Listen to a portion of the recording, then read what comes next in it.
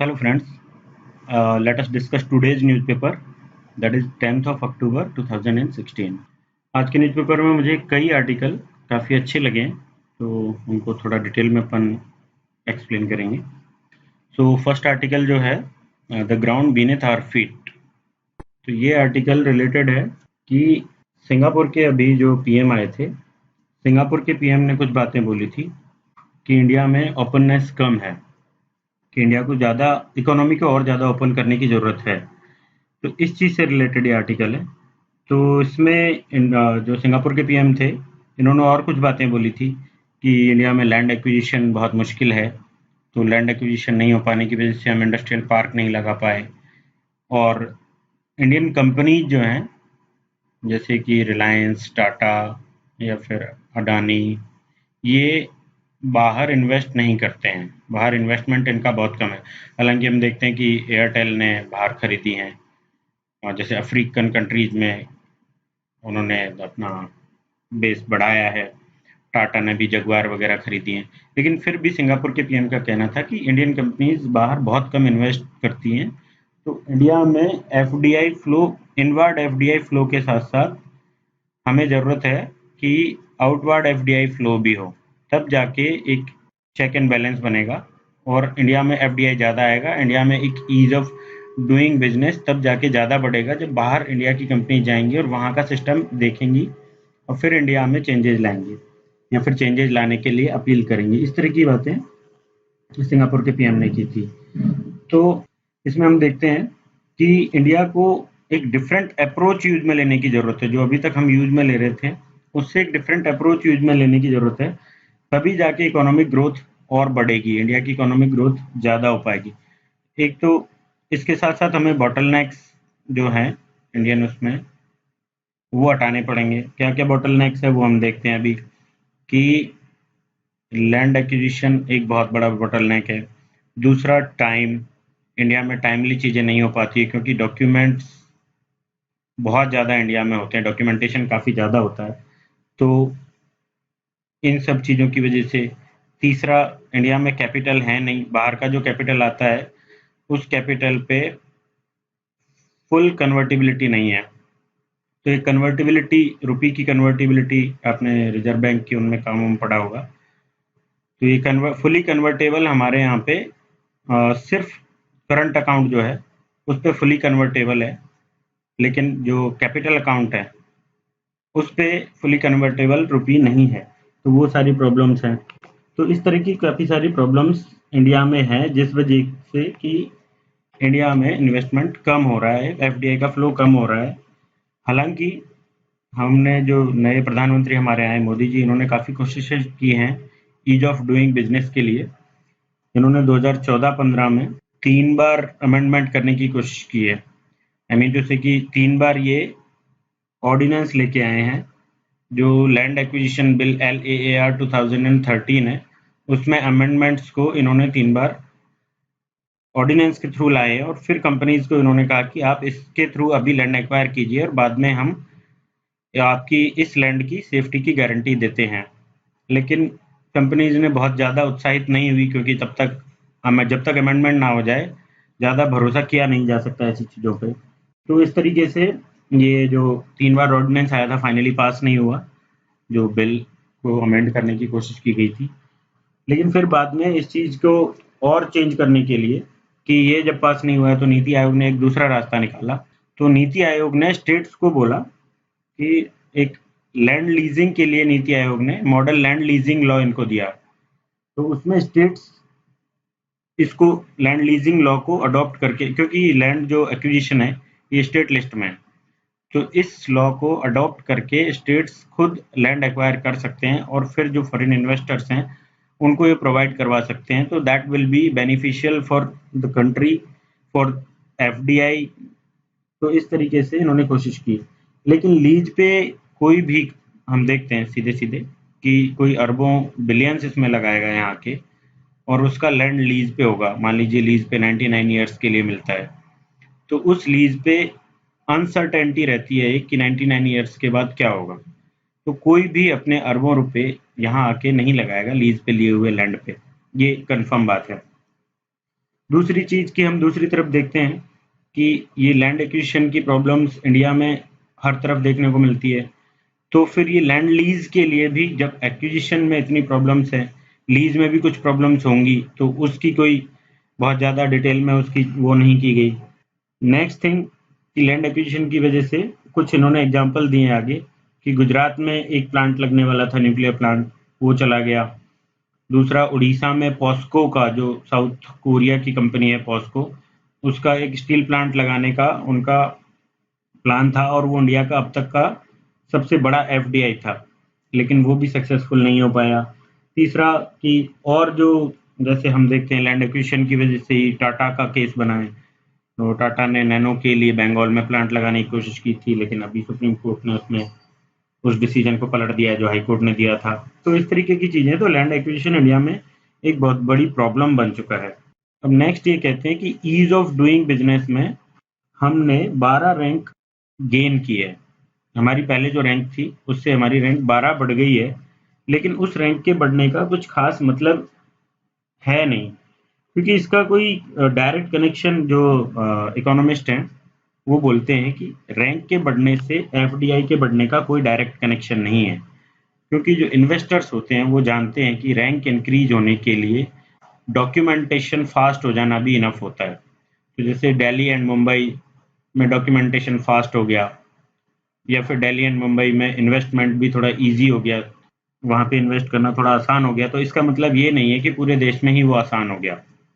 इसलिए आगे कहते हैं कि जब ईज ऑफ डूइंग बिजनेस की रैंक बढ़ती है तो एफडीआई का इससे डायरेक्ट कनेक्शन नहीं है, एफडीआई बढ़े ऐसा कोई जरूरी नहीं है। तो इस तरीके की चीजें इसमें आगे लिखी हैं इन्होंने। फिर आगे ये कहते हैं कि हमारे पीएम 50 पहुंचना चाहते हैं। जो ईज ऑफ डूइंग बिजनेस की रैंक है वर्ल्ड बैंक की, उसमें 50 में पहुंचना चाहते हैं। लेकिन यहाँ राइटर कहता है कि हम 50 पे पहुंच जाएंगे, ठीक है, हम कोशिश करेंगे पहुंच जाएंगे, लेकिन उसका मतलब ये नहीं है कि हमारे यहाँ पे ease of doing business on ground level हो ही जाएगा। तो on ground level ease of doing business कैसे होगा, उसके लिए हमें काम करने की जरूरत है। ऑनलाइन कंस्ट्रक्शन परमिट हम दे देंगे ईज ऑफ डूइंग बिजनेस बढ़ाने के लिए, रैंकिंग बढ़ाने के लिए।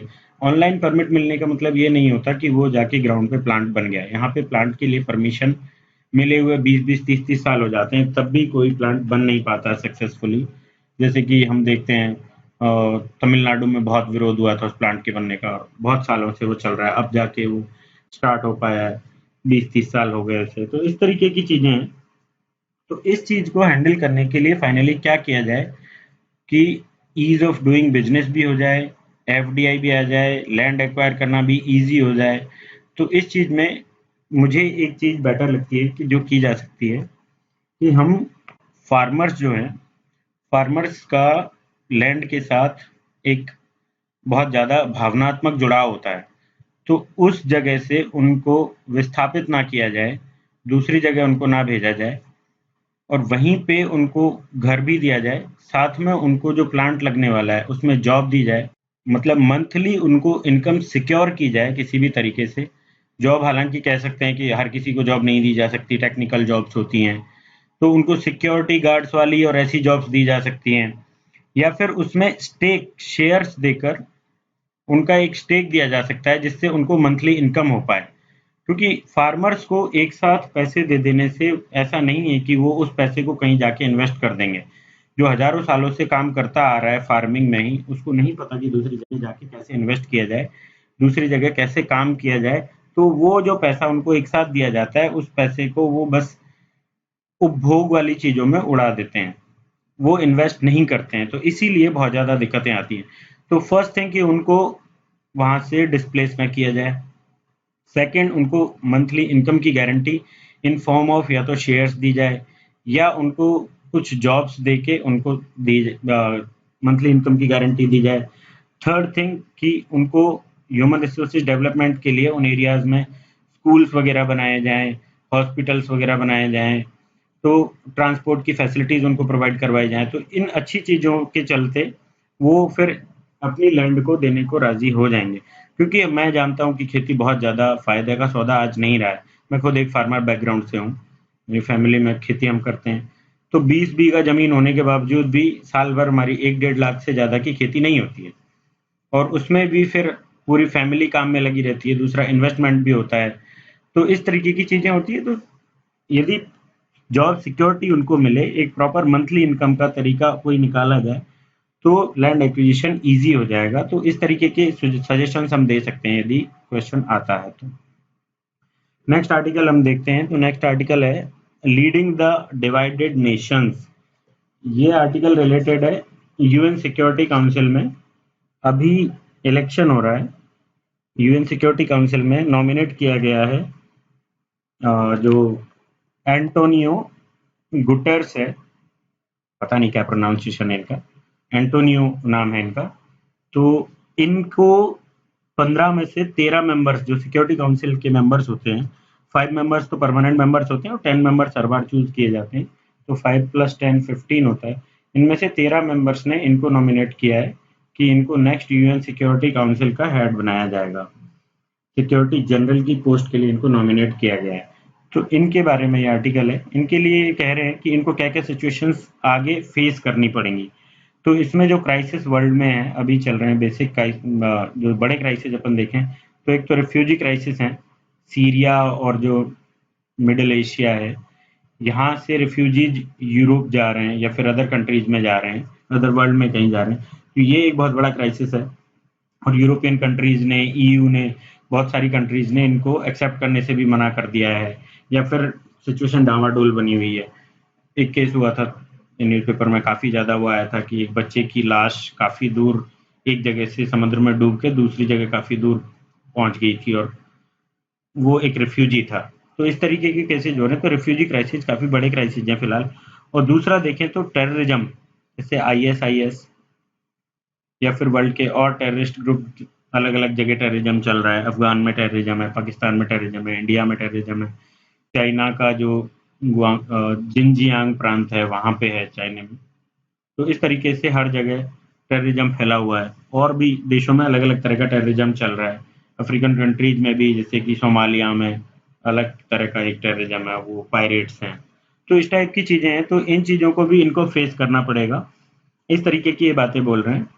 आगे फिर ये कह रहे हैं कि वर्ल्ड की जो कंट्रीज हैं, जो 13/15 रेशियो से इनको नॉमिनेट किया है, तो वो इसलिए इनको नॉमिनेट कर रहे हैं कि इन्होंने यूएन हाई कमिश्नर की तरह काम किया है, ये रिफ्यूजीज के लिए इन्होंने काम किया है। तो ये इस सिचुएशन को ठीक से हैंडल कर पाएंगे। और इन्होंने बार बार वर्ल्ड कम्युनिटी से रिक्वेस्ट की कि रिफ्यूजीज को शरण दी जाए, तो ये इस सिचुएशन को हैंडल कर पाएंगे। और रिफ्यूजी प्रॉब्लम टेररिस्ट प्रॉब्लम की वजह से है, तो ये दोनों इंटरकनेक्टेड प्रॉब्लम है, तो ये इन प्रॉब्लम्स को हैंडल कर पाएंगे, इसलिए इनको 13/15 से नॉमिनेट किया गया।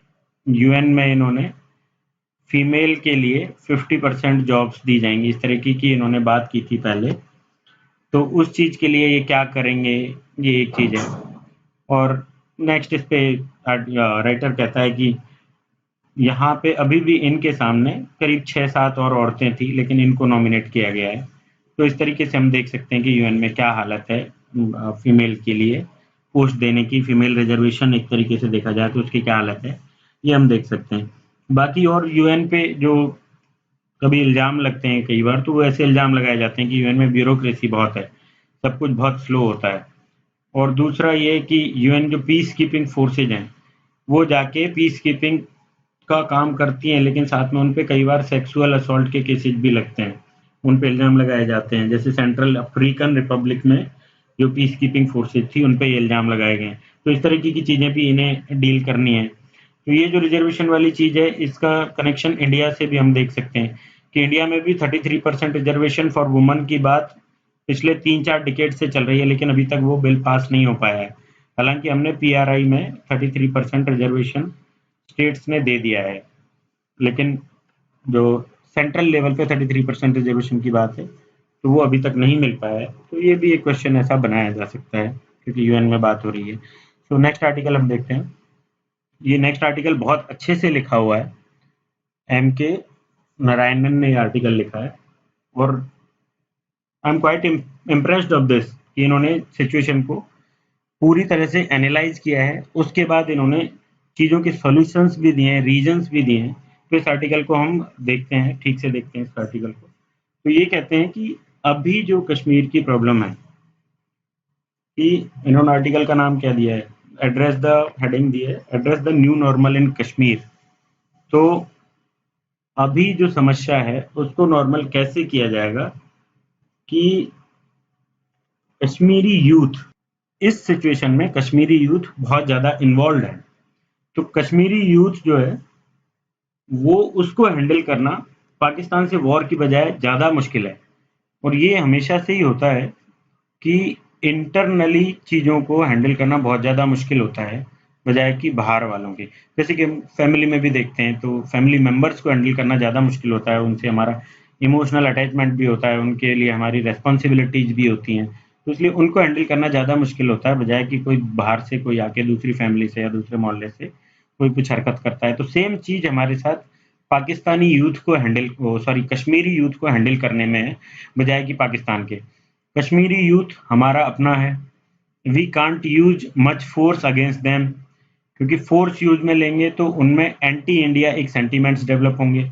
वो अगले 50 60 70 साल जब तक कि वो जिएंगे उनके मन में घर कर जाएंगी चीजें और दे विल बिकम टेररिस्ट। तो they will be force terrorist if we will use force against them.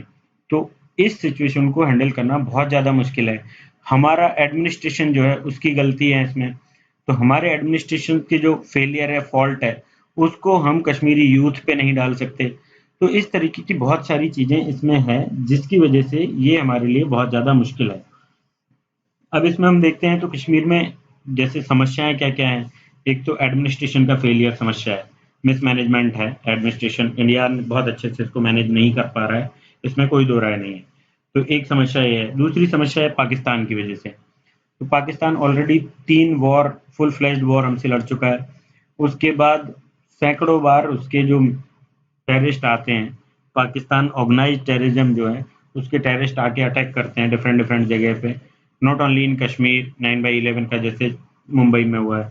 तो इस तरीके से भी वो अटैक करते हैं। तो ये समस्याएं दोनों मिलके इस कश्मीर समस्या को अब काफ़ी ज़्यादा जटिल बना देती है, कॉम्प्लिकेटेड बना देती है। तो आगे इसमें एग्जांपल लेते हैं बुरहान बानी का। तो बुरहान बानी को इन्होंने कहा है, ये बुरहान बानी का हम देखते हैं कि 8 जुलाई को इनकी डेथ हो गई थी, एक्सपायर हो गए थे ये। तो अनंतनाग डिस्ट्रिक्ट में इनको ये एक्सपायर हो गया था। तो इसके लिए ये कहते हैं कि बुरहान बानी की एग्जीक्यूशन के बाद, बुरहान वानी के मरने के बाद यहाँ पे लगभग 100 दिन में से 70 दिन तो कर्फ्यू के डेज रहे हैं। मतलब कि उसके पीछे कितने लोग हैं, कश्मीरी यूथ उसके पीछे कितना इकट्ठा हो रहा है, उसका क्या रीजन है। उसके फ्यूनरल में 2 लाख लोग इकट्ठे हुए थे। तो why was that and what was that, what is the changes happening in Kashmir, in Kashmiri youth. तो इस तरह की बातें ये कर रहे हैं। तो ये कह रहे हैं कि जो सिक्योरिटी फोर्सेज है उनकी भी डेथ हो रही है इसमें, वो भी मर रहे हैं और आम जनता भी मर रही है। 84-85 के आसपास लोग इसमें मारे जा चुके हैं अभी तक। तो इतनी सारी डेथ, एक डेथ के पीछे इतनी सारी डेथ हो गई है, तो इसका कोई बड़ा रीजन होगा। इतना इजीली किसी के पीछे लोग इकट्ठे नहीं होते हैं। तो इसके पीछे क्या रीजन है, इनको ढूंढने की कोशिश इन्होंने इस आर्टिकल में की है। तो इसमें कहते हैं कि लश्कर तैयबा और जैश ए मोहम्मद की जो प्रेजेंट इन्वॉल्वमेंट है, इसके कोई सबूत नहीं मिले हैं इस केस में। कि बुरहान वानी के बाद जो ये केस हुआ है इसमें ना तो जैश ए मोहम्मद और ना ही एलईटी, लश्कर तैयबा, दो जो ये दोनों ही foreign sponsored terrorism terrorist organisation हैं जो कि पाकिस्तान ऑर्गेनाइज्ड है, हम कह सकते हैं पाकिस्तान इनको स्पॉन्सर करता है। तो इन दोनों की डायरेक्ट कोई इन्वॉल्वमेंट के सबूत मिले नहीं है। लेकिन हिजबुल मुजाहिदीन जो कि इंडियन टेररिस्ट ग्रुप है कश्मीर का, इसके डायरेक्ट इन्वॉल्वमेंट इसकी है और इसके जो लड़ाके हैं वो बार बार देखे जाते हैं कि वो उनका इन्वॉल्वमेंट है और वो लीड करते हैं, इस तरीके से वो देखे जाते हैं।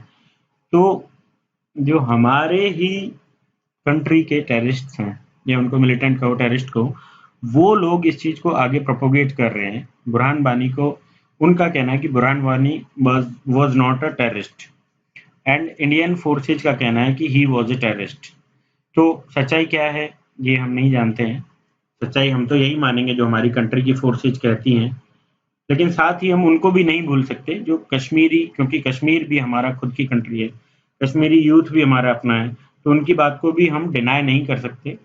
इसकी जो भी सच्चाई है वो एक अलग पार्ट है, लेकिन इनका ये कहना है कि एजुकेटेड जो अनएम्प्लॉयड लोग हैं वो इन सारे इस जो कर्फ्यू एंड ऑल जो लगा है इस विरोध प्रदर्शन में वो लोग बहुत ज़्यादा पार्टिसिपेट कर रहे हैं। और ये कि मतलब किसी मिलिटेंट ग्रुप से ये लोग अटैच नहीं है, फिर भी ये लोग पार्टिसिपेट कर रहे हैं इस सब में, कि बार बार विरोध प्रदर्शन करते हैं और कहीं फिर स्टोन पेल्टिंग वगैरह की घटनाएं भी होती हैं, फिर गोलियां चलाना, पैलेट गन्स का यूज एंड ऑल, वो सारी चीजें भी हुई है। तो इसमें अनएम्प्लॉयड एजुकेटेड यूथ क्यों इन्वॉल्व हो रहा है, जबकि फॉरेन मिलिटेंट्स का इसमें ज़्यादा रोल दिखाई अभी तक नहीं दिया है। फॉरेन जो स्पॉन्सर्ड ऑर्गेनाइजेशंस हैं जैसे मोहम्मद और एलईटी, इनका बहुत ज़्यादा वो नहीं दिखाई दिया है। तो there is some reason behind that कि ये अपने आप से उठ खड़े हुए हैं, ये यूथ अपने आप से उठ खड़ा हुआ है और इसके पीछे जुड़ गया है। तो वो क्या चीज़ है, वो क्या रीजन है, इसको फाइंड आउट करना ज़्यादा जरूरी है बजाय कि फोर्स को यूज में लेने के। तो इस तरह की बातें ये यहाँ पे कह रहे हैं। फिर इसका एक बैकग्राउंड ये दे रहे हैं कि अफगानिस्तान में जो जिहाद 1980s के डिकेड में चला था, तो इसके बाद 1990s के डिकेड में कश्मीर में जिहाद, 80s से 90s में ही कश्मीर में भी जिहाद चल रहा था। तो ये अफगान जिहाद खत्म हुआ तो यहाँ के जो टेररिस्ट थे वो अनएम्प्लॉयड हो गए एक तरीके से, एंड दे जॉइंड कश्मीरी जिहाद। कश्मीरी जिहाद उनके ज्वाइन करने की वजह से और ज़्यादा आगे बढ़ा, और एलईटी जैसे जो ऑर्गेनाइजेशंस हैं, जैसे मोहम्मद जैसे ऑर्गेनाइजेशंस हैं, इनको एक बड़ा बेस मिल गया, ज़्यादा लोग काम करने के लिए मिल गए। तो इन्होंने 90s के डिकेड में कश्मीरी जिहाद को बहुत आगे तक ये लोग ले गए। लेकिन फिर धीरे धीरे इंडियन गवर्नमेंट ने इसको शांतिपूर्ण तरीके से उस टाइम पे अफस्पा वगैरह लगाया, उस टाइम पे काफ़ी स्ट्रिक्टली हैंडल किया, लेकिन उसके बाद डेवलपमेंट एंड पीस इसके साथ इसको हैंडल किया तो धीरे धीरे कम होने लगा। लेकिन अभी पिछले कई सालों से ये फिर से बहुत ज़्यादा जोर पकड़ रहा है, और इसके पीछे क्या रीज़न है, इस तरीके की बातें ये बताने की कोशिश कर रहे हैं कि क्या रीज़न है। तो आगे बोलते हैं कि जो चेंजेज हुए हैं, इस चेंजेज के साइंस क्या हैं, क्यों ये चेंजेज हुए हैं। तो ये कह रहे हैं कि यूथ में अनएम्प्लॉयमेंट बढ़ा है, और यूथ में एक अनरेस्ट बढ़ा है, दूसरा सोशल मीडिया का इफेक्ट पड़ा है, तीसरा कि जो आईएसआईएस जैसी ऑर्गेनाइजेशंस हैं उनका भी पेनिट्रेशन बढ़ा है। तो इस तरीके की चीजें बढ़ने से यूथ में एक ईगरनेस बढ़ी है जो स्ट्रगल के कैरेक्टर को चेंज कर रहा है। तो बुरहान वानी को मतलब फ्रीडम फाइटर इस तरीके से प्रेजेंट किया जा रहा है। पाकिस्तान में एक 14 अगस्त को एक कोई ट्रेन चलाई गई थी, पता नहीं आज़ादी एक्सप्रेस या कुछ नाम था उसका, तो उस पे इन्होंने बुरहान वानी के बहुत बड़े बड़े पोस्टर्स लगाए। तो उन्होंने भी इसको फ्रीडम फाइटर की तरह प्रचारित किया है, और कश्मीरी यूथ भी उसको इसी तरीके से एक्सेप्ट कर रहा है। तो इसीलिए इसके जो फ्यूनरल था उस पर 2 लाख लोग पहुंच रहे हैं, इसके पीछे इतना ज़्यादा लोग इकट्ठे हो रहे हैं। तो इस चीज़ को हमें दूसरे तरीके से हैंडल करना पड़ेगा, हम फोर्स के साथ इस चीज़ को हैंडल नहीं कर सकते, इस तरीके का ये राइटर यहाँ पे कह रहे हैं। और राइटर इसको कंपेयर कर रहे हैं, पराग्वे जो है उसका 1968 में जो वहाँ पे मिलिटेंसी थी उससे उसको कंपेयर कर रहे हैं, और ये कह रहे हैं कि now youth is against of each and every authority of India, every symbol of Indian authority जो है उसका वो विरोध करते हैं, चाहे वो मिलिट्री हो, चाहे वो पुलिस हो, या फिर एडमिनिस्ट्रेटिव कोई भी अधिकारी हो, कोई भी संस्था हो, इंस्टीट्यूशन हो, उन सभी का ये विरोध कर रहे हैं। तो this is different from 90s के डिकेड का जो आतंकवाद था, टेररिज्म था, उससे, या फिर देखते हैं हम 2008 10 13 में ये जो चीजें हुई हैं उन सबसे ये डिफरेंट नेचर है इसका, ये कैरेक्टर एकदम डिफरेंट है पिछले सारे जो टेररिज्म था उससे। तो इसलिए हमें इस पे बहुत ज़्यादा ध्यान देने की ज़रूरत है, क्योंकि ये जो पुराना आतंकवाद था, पुराना टेररिज्म था, उसमें वहाँ की जनता एक साथ उठ खड़ी नहीं होती थी उनके साथ। नॉर्मल जो मैंगो पीपल, आम आदमी है, उनका बहुत ज़्यादा उसमें योगदान नहीं होता था। लेकिन अभी जो ये केस हो रहे हैं, इसमें स्पॉन्टेनियसली किसी जगह छोटा-सा एक विरोध प्रदर्शन चालू होता है और फिर वहाँ हज़ारों लाखों लोग इकट्ठे हो जाते हैं और वो विरोध बहुत जोर-शोर से करने लगते हैं और stone pelting and pellet guns के यूज़ तक वो पहुँच जाता है। तो दिस इज़ द चेंज, और ये चेंज जो है उसको हमें एड्रेस करना ज़रूरी है, बजाय कि फोर्सेज यूज़ में लेके डायरेक्ट जो हम अभी तक यूज़ में लेते आ रहे थे चीज़ें, कि फोर्सेज को यूज़ में लो या फिर डेवलपमेंट का जो नाराम बार-बार देते हैं वो सब करो। तो इस तरीके की चीज़ें से ये नहीं चलने वाला है, ये आगे राइटर कह रहा है। फिर इन्होंने एक ओमार अब्दुल्ला का एक स्टेटमेंट दिया है कि ये जो बुरहान बानी है, बुरहान बानी की कब्र से इतना ज़्यादा रिक्रूटमेंट हो रहा है टेररिज्म ऑर्गेनाइजेशंस में, जितना कि सोशल मीडिया में रहते हुए, सोशल मीडिया पे प्रचार प्रसार करते हुए सैकड़ों सालों में भी नहीं कर पाता। तो ये स्टेटमेंट अपने आप में बहुत बड़ा स्टेटमेंट है कि बुरहान बानी की कब्र भी रिक्रूटमेंट कर रही है टेररिज्म ग्रुप्स में, या मिलिटेंट्स वो क्रिएट कर रही है। ये बहुत बड़ा एक चेंज है कश्मीरी यूथ में। तो इस चीज़ को हमें एड्रेस करना ज़रूरी है। हमने अब इसको हम थोड़ा, मतलब वहाँ की सिचुएशन में रह के, जो हम बोलते हैं कि सिंपैथी और एम्पैथी 2 चीज़ें होती है, हम एथिक्स में पढ़ते हैं। तो इसको हमें एम्पैथी के साथ चीज़ों को देखने की ज़रूरत है, क्योंकि हम खुद वहाँ पे उस सिचुएशन में कभी रहे नहीं हैं। तो हम डायरेक्ट बार-बार ये बोलने लग जाते हैं कि यदि कोई ऐसा टेररिस्ट आपको दिखाई दे, कोई टेररिज्म की हरकतें करता है तो सीधे गोली मार दो। लेकिन सिचुएशंस बहुत ज़्यादा कॉम्प्लिकेटेड होती है। मैं अरुणाचल प्रदेश गया हूँ अपने आर्मी अटैचमेंट में, तो वहाँ की सिचुएशंस मैंने देखी है कि वहाँ के सिविलियंस हैं जो हैं, बात-बात पे ये बात बोल देते हैं कि चाइना तैयार खड़ा हुआ है हमें लेने के लिए, हमें एक्सेप्ट करने के लिए। तो आप मिलिट्री फोर्सेज हम पे दादागिरी नहीं कर सकती हैं। तो यही चीज़ें पाकिस्तान में कश्मीर के साथ हैं। तो कश्मीर में पाकिस्तान के साथ है कि पाकिस्तान हमें लेने के लिए तैयार खड़ा हुआ है। दूसरी चीज़ कि अरुणाचल में तो इस तरीके की जो फोर्सेज को यूज़ में कश्मीर में लिया जाता है, वो सब होता भी नहीं है, वो बहुत कम है। किसी ज़माने में वहाँ पे थोड़ा था, लेकिन अभी वहाँ पे बिल्कुल नहीं के बराबर है। फिर भी जब इतने एंटी आर्ग्यूमेंट्स वो बोलते हैं, एंटी सेंटीमेंट्स उनमें भरे हुए हैं, तो कश्मीरी यूथ में कितने ज़्यादा भर गए होंगे, जिनकी कि कई जनरेशंस में ये सब काम होते आए हैं, कि जैसे सिक्योरिटी फोर्सेस का अफस्पा के मिसयूज कई बार अपन देखते हैं कि गोली मार दी जाती है, कहीं भी सर्च के लिए वो घुस जाते हैं, और किसी भी घर में कई बार रेप के केसेस भी आते हैं। तो जस्ट थिंक ऑफ दैट कि यदि ये अपने साथ हो, सिंपैथेटिकली एक बार सोच के देखिए कि ये चीज़ अपने साथ हो कि अपनी फैमिली में किसी फैमिली मेंबर का, मम्मी का या बहन का, किसी का रेप कर दिया जाए, या फिर फादर का, भाई का मर्डर कर दिया जाए, तो what we will do, what we will become. सारी पढ़ाई लिखाई छोड़ के हम भी टेररिस्ट ऑर्गेनाइजेशंस ज्वाइन करने के लिए आतुर हो जाएंगे। ये बहुत ही एक इजी सी चीज है, और ये अभी और ज्यादा इजी हो गई है, क्योंकि 10 to 12 ईयर्स के लोग, बच्चे, इस विरोध प्रदर्शन में पार्टिसिपेट कर रहे हैं। कल ही एक न्यूज आई थी, 10 12 ईयर का एक बच्चा मर गया था। तो वो जब पार्टिसिपेट कर रहे हैं, तो ये एज ऐसी होती है जिसमें कि बहुत ज्यादा वल्नरेबल होते हैं बच्चे, उनको किसी भी डायरेक्शन में उनको आगे बढ़ाया जा सकता है। तो मिलिटेंट उन्हें बनाया जा सकता है, या फिर उनको कलेक्टर बनाया जा सकता है, या डॉक्टर बनाया जा सकता है, कुछ भी बनाया जा सकता है इस एज में। ये वल्नरेबल एज होती है। तो इस एज का जब बच्चे इसमें शामिल हो रहे हैं, तो अब इस सिचुएशन को हैंडल करने के लिए हमें और किसी दूसरे तरीके से सोचना पड़ेगा। इस तरीके से ये आर्ग्यूमेंट देते हैं।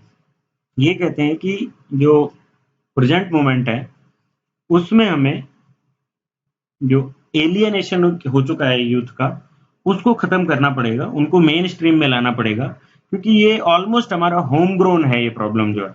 इसको हम पाकिस्तान पे या फिर पाकिस्तान ऑर्गेनाइज टेररिस्ट ग्रुप्स पे बहुत ज़्यादा नहीं डाल सकते हैं, क्योंकि इसमें जो सबूत नहीं मिले हैं अभी तक एलिटी और जैश ए मोहम्मद के शामिल होने के, तो उस तरीके से आर्ग्यू करते हैं कि इसको ऑलमोस्ट हम होम ग्रोन बोल सकते हैं। तो इसको सिर्फ हम उन चीज़ों से हैंडल नहीं कर सकते जो अभी तक हम कहते आ रहे हैं बार बार, कि आर्टिकल 370 पे हम कमिटेड हैं, आर्टिकल 370 को हम आगे तक ले जाएंगे, या फिर हम डेवलपमेंट की इनको डोजेज बार बार देते रहते हैं, या फिर हम अपस्पा को हटाने की बात करते हैं, या फिर वो जो एक फेमस कोट है कि इंसानियत, कश्मीरियत और जमहूरियत, ये इसका जिक्र करते हैं कि इस तरीके की चीज़ों से अब ये प्रॉब्लम हैंडल नहीं होने वाली है। तो इसको हमें दूसरे तरीके से हैंडल करना पड़ेगा, इसके लिए एक नया रास्ता ढूंढना पड़ेगा, इसके लिए ह्यूमैनिटेरियन ग्राउंड पे हमें काम करना पड़ेगा, एम्पैथी के साथ उनके साथ जाके, वहां जाके लोगों में घुल मिल के उनका एलियनेशन खत्म करके तब जाके इस चीज को हमें हैंडल करना पड़ेगा। आगे ये बोलते हैं कि इसमें काफी सारा यूथ जो है वो आत्महत्या तक करना चाहते हैं। तो आत्महत्या, सुसाइड एक लास्ट ऑप्शन होता है आदमी के पास। उस सुसाइड करने से पहले आदमी टेररिस्ट बनना ज्यादा मंजूर करता है, ज्यादा कबूल करता है, लेकिन यहाँ पे लोग सुसाइड भी करना चाहते हैं। तो इस चीज से हम समझ सकते हैं कि प्रॉब्लम कितनी डीप जा चुकी है। तो उस प्रॉब्लम को उसी तरीके से हैंडल किया जाना जरूरी है।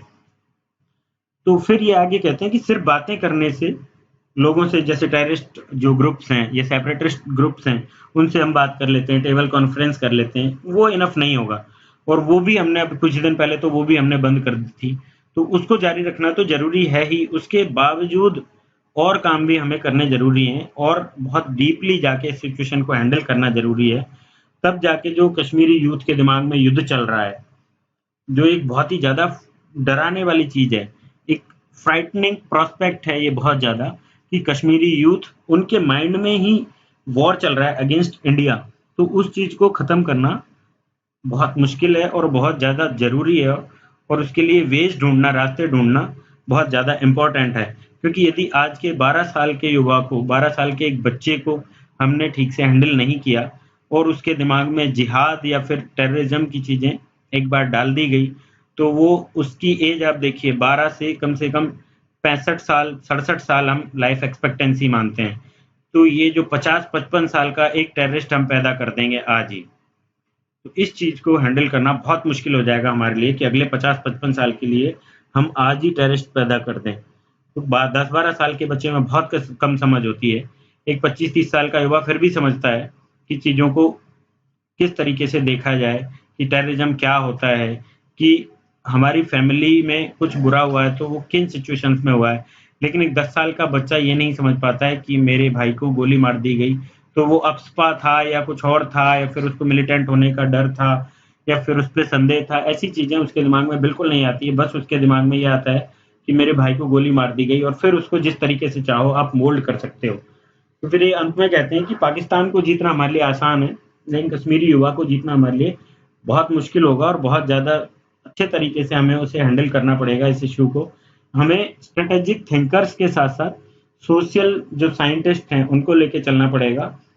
साइकोलॉजिस्ट जो हैं, जो उनकी मानसिक संतुलन को बनाए रख पाएँ, उनकी मानसिक प्रॉब्लम्स को समझ पाएँ, सोसाइटी में वहाँ में क्या प्रॉब्लम्स है, क्या सिचुएशंस है, उनको समझ पाएँ।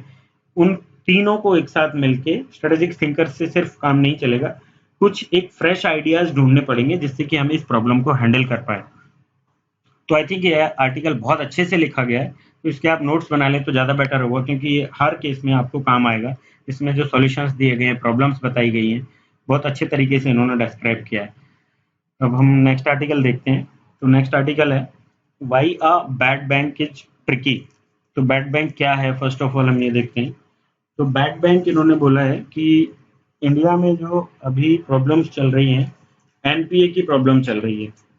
एनपीए इतना ज़्यादा हो चुका है कि उसे डील करना हमारे लिए बहुत मुश्किल हो रहा है।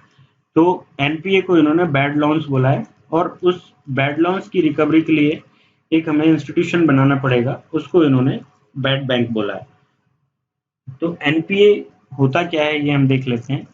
कि एनपीए है वो लोन्स जिनमें कि 90 डेज तक ना तो इंटरेस्ट आ रहा है, ना उसका जो मूलधन है उसकी रिकवरी हो रही है, तो उसको एनपीए बोला जाता है। फिर एनपीए यदि कोई असेट हो चुके हैं और वो 12 मंथ्स, उसके बाद 12 मंथ तक इसी तरीके से चलता है, तो इसको सब स्टैंडर्ड लोन्स बोला जाता है। देन फिर प्लस 12 मंथ्स और, तो उसको लॉस डाउटफुल लोन्स बोला जाता है। देन फिर उसके बाद उसको लॉस बोला जाता है यदि बैंक, आरबीआई या फिर जो ऑडिटर्स हैं वो ये कह दें कि ये इसकी रिकवरी तो इम्पॉसिबल है, तो उसको फिर लॉस बोला जाता है उन असेट्स को। तो इस तरीके से इसे डिफाइन किया गया है। एनपीए नहीं होने से पहले उनको स्टैंडर्ड लोन्स बोला जाता है। तो standard loans, then NPA, then substandard loans, then doubtful, then ये अपना लॉस। तो इस तरीके से 4-5 कैटेगरीज बनाई हुई है। तो एनपीए को किस तरीके से हैंडल किया जाए, उसके लिए क्या एक इंस्टीट्यूशन बनाया जाए, इस चीज के लिए इन्होंने कहा है कि बैड बैंक का एक कंसेप्ट है वो लाया जा सकता है। लेकिन that will be very tricky to handle and that will be very tricky to implement, कि उसमें क्या क्या सिचुएशंस होंगी, क्या क्या प्रॉब्लम्स आएंगी। ये आर्टिकल भी इन्होंने बहुत अच्छी तरीके से लिखा है बैंकिंग के लिए। बैंकिंग के सेक्टर में हम इसको देखें तो बहुत बढ़िया तरीके से इन्होंने लिखा है, सारी चीज़ें इन्होंने डिस्कस की है। तो ये कहते हैं आगे कि एनपीए जो हो रहा है, एसेट्स हो रहे हैं, उनकी वजह से बैंक्स का प्रॉफिट डाउन हो रहा है। तो बैंक्स का प्रॉफिट जैसे ही डाउन होता है तो शेयर होल्डर्स जो हैं उनका भी प्रॉफिट डाउन होता है, उनका डिविडेंड डाउन होता है और शेयर होल्डर्स को नुकसान होता है। एंड नेक्स्ट थिंग कि जैसे जैसे बैंक का लोन्स बैड लोन्स में कन्वर्ट होते जाते हैं, एनपीए में कन्वर्ट होते जाते हैं, लॉस में कन्वर्ट होते जाते हैं, तो उनकी जो बैलेंस शीट है वो बैलेंस शीट गड़बड़ाती है। तो बैलेंस शीट के गड़बड़ाने से जो और इन्वेस्टर्स हैं वो लोग इन्वेस्ट नहीं करते हैं, आगे फर्दर इन्वेस्टमेंट रुक जाता है। तो फिर capital fund raising is very very tough for that banks जिनमें कि एनपीए ज़्यादा हो जाता है। तो लैक ऑफ कैपिटल ग्रोथ हो जाएगा, फिर जब कैपिटल फंड रेजिंग नहीं हो पाएगी तो कैपिटल की ग्रोथ भी कम हो जाएगी। तो इस तरीके से फिर एक पूरा एक साइक्लिक, ये जिसको बोलते हैं विसियस साइकिल, वो एक साइकिल बन जाता है कि एनपीए हुआ, फिर कैपिटल नहीं बन पाया, फिर और जब उसकी ग्रोथ नहीं हुई तो वो लोन्स नहीं दे पाएगा, लोन्स नहीं दे पाएगा तो फिर प्रॉफिट की कमी हो जाएगी, फिर और एनपीए होंगे क्योंकि वो फिर रिस्की लोन्स भी, जैसे जहां भी लोन्स दे पा रहे हो जितना भी है वो देंगे। तो इस तरीके का एक साइकिल बन जाता है। तो इस चीज से बचने के लिए हमें बैड बैंक की जरूरत है, इस तरीके से ये कहते हैं। तो क्रिएशन ऑफ बैड बैंक, तो इसके लिए ये क्रिएट करेंगे हम, तो वो बैड लोन्स को हैंडल करेगा। फिर ये नेक्स्ट कहते हैं कि इसमें फिर हमें क्या क्या समस्याएं आएंगी, क्या क्या तरीके से हम इसको बना सकते हैं, किस तरीके से बैड बैंक का स्ट्रक्चर होगा, ये सारी चीजें बोलते हैं। और इसके क्या मेरिट्स होंगे, डीमेरिट्स होंगे, क्या क्या चैलेंजेस होंगे, ये इन्होंने आगे इस आर्टिकल में डिस्कस किया है। तो फर्स्ट ऑफ ऑल ये कहते हैं कि ये एआरसी जो होता है हमारा, असेट रिकंस्ट्रक्शन कंपनीज, इसी का एक वेरिएशन है। असेट रिकंस्ट्रक्शन कंपनी की तरह ही ये बैड बैंक काम करेगा, उसी का एक वेरिएशन है, लेकिन इसमें कुछ चीजें अलग होंगी। तो ये बोलते हैं कि ऑप्शंस क्या क्या हैं अपने पास, कि असेट एक बार रिकॉग्नाइज हो जाए, एनपीए यदि हम उसको बोलने लग जाएं, तो उसके बाद हमारे पास ऑप्शंस क्या क्या बचते हैं, उस हिसाब से उन ऑप्शंस को देखते हुए हम बैड बैंक का स्ट्रक्चर डिफाइन कर सकते हैं, किस तरीके से वो काम करेगा, किस तरीके का हमें उसे बनाना चाहिए। तो ये बोलते हैं कि फर्स्ट ऑप्शन हमारे पास होता है कि उसके असेट्स को सीज कर दिया जाए। लेकिन फिर आगे बोलते हैं कि असेट्स को सीज कर देने से बैंक्स को लॉस होगा, क्योंकि जो असेट्स सीज किए जाएंगे उनको खरीदने वाले उस दाम में नहीं खरीदेंगे जिस दाम को कि लोन देते टाइम बैंक ने जो रेट्स उनकी फिक्स की थी, उस रेट्स पे कोई उनको नहीं खरीदेगा, तो that will be a loss for bank. हालांकि वो असेट्स को सीज करेंगे, उनको बेच भी देंगे, लेकिन वो लॉस होगा।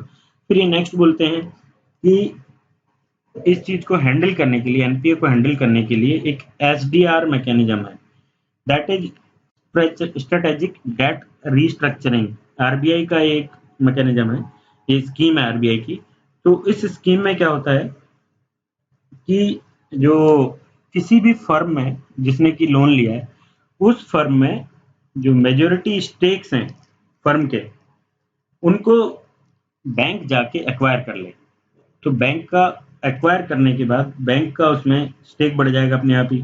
मतलब लोन्स को ये इक्विटी में कन्वर्ट कर रहे हैं, एक तरीके से लोन्स इक्विटी में कन्वर्ट हो रहे हैं, क्योंकि यहाँ पे जो फर्म थी उसके शेयर्स बैंक के पास आ गए। शेयर्स जैसे ही बैंक के पास आएंगे तो बैंक के पास राइट्स आ जाएंगे to change the management and to change the governing bodies and all.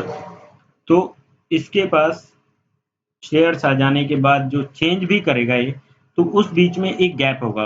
वो टाइम पीरियड जो है, दैट टाइम पीरियड में कैसे हैंडल किया जाएगा उस सिचुएशन को।